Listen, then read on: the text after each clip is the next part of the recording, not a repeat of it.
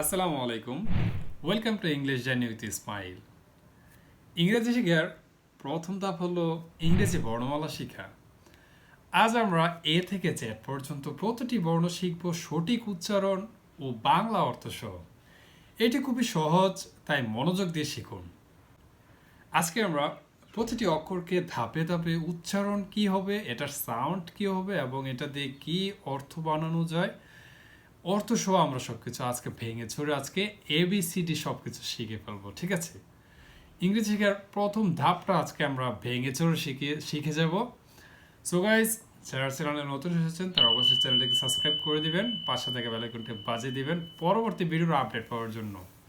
এরকম শিক্ষণীয় ভিডিওগুলি প্রতিনিয়তই পেয়ে যাবেন। So let's get start. ইংরেজি বর্ণমালা। ইংরেজি বর্ণমালাগুলি হচ্ছে এ থেকে জেড পর্যন্ত 26টি অক্ষর। সেই 26টি অক্ষর সম্পর্কে আজকে আমরা শিখব।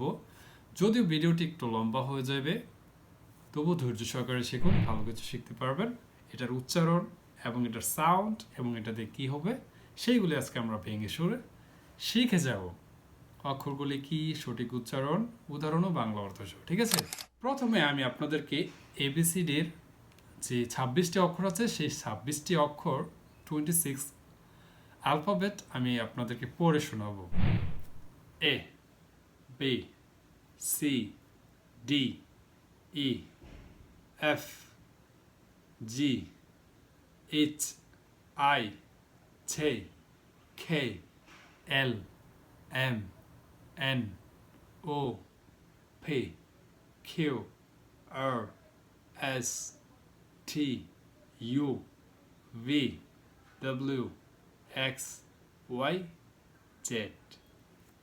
এটা আপনাদেরকে শোনালাম, এটা আমরা বাংলাতে এইভাবে পড়ি, ঠিক আছে? এটারও কিছু সঠিক উচ্চারণ একটু ব্যবধান আছে, তো সেগুলি আমরা এখন শিখব প্রতিটি অক্ষর ভাগ ভাগ করে।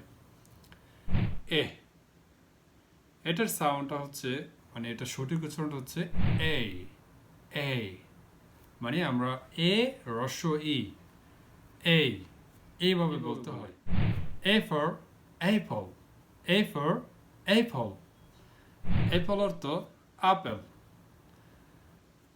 বি, এটার উচ্চারণ হচ্ছে বি, এটার সাউন্ড হচ্ছে বে। B for ball, B A double L, ball. Ball অর্থ বল। সি, এটার উচ্চারণ হচ্ছে সি, কিন্তু এটার সাউন্ড হচ্ছে এটার সাউন্ড হচ্ছে। তারপরে কোনো ক্ষেত্রে এটার সাউন্ড আসে ক্ষয়ের মতো। C for cat, C A T, cat.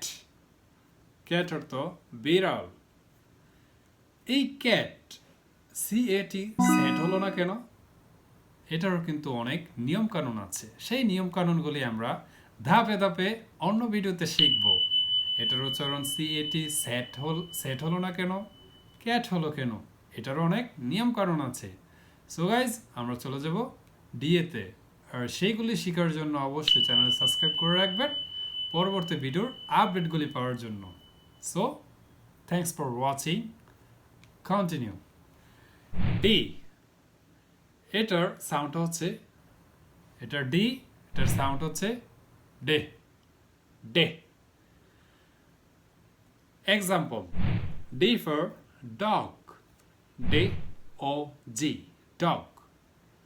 Dog অর্থ কুকুর, ডগ অর্থ কুকুর। এখন হচ্ছে এ, এর উচ্চারণ হচ্ছে এ, রসইয়ের মতো, রসই, ই।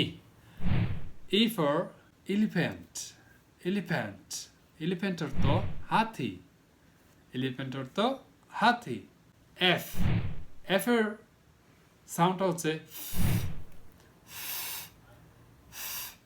আমরা কোনো কিছু বানানোর ক্ষেত্রে সেই এফটাকে এফ বলে সম্বোধন করি না।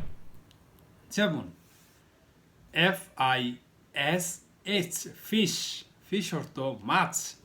আমরা কিন্তু এখানে এফটাকে অ্যাফিশ বলে ডাকি না, আমরা এখানে ফিশ বলে ডাকি, কারণ এফ এর উচ্চারণটা হচ্ছে জি। জি এর প্রনাউন্সিয়েশনটা হচ্ছে G, G. For example, G for GOAT, goat. G for goat অর্থ ছাগল। তারপর হচ্ছে এইচ, এইচ।